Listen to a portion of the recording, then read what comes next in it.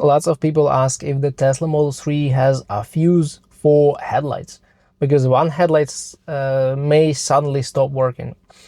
No, it doesn't have fuses.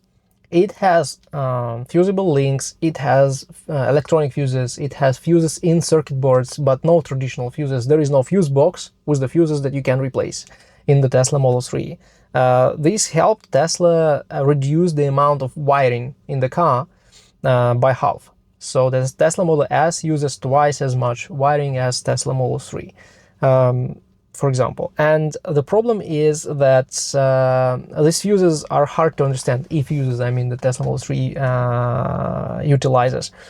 The E-fuses, they will reset automatically. So once something happened with the headlight, the fuse may work in the electronic system in your car, and the headlight will not be working for 60 minutes to 90 minutes. After 90 minutes, the fuse may reset, and you may get this headlight to work again.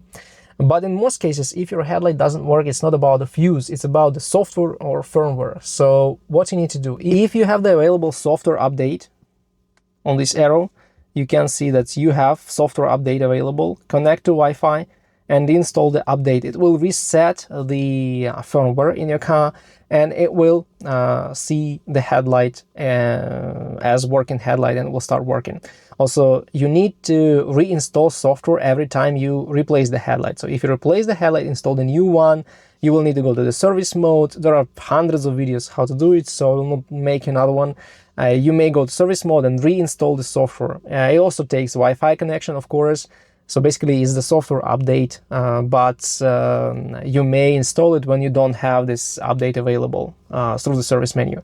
And this is how you deal with the headlight not working. It's not about the fuse, the traditional fuse that you can replace. It's all about firmware, software, resets, or maybe just waiting till the E-fuse resets itself.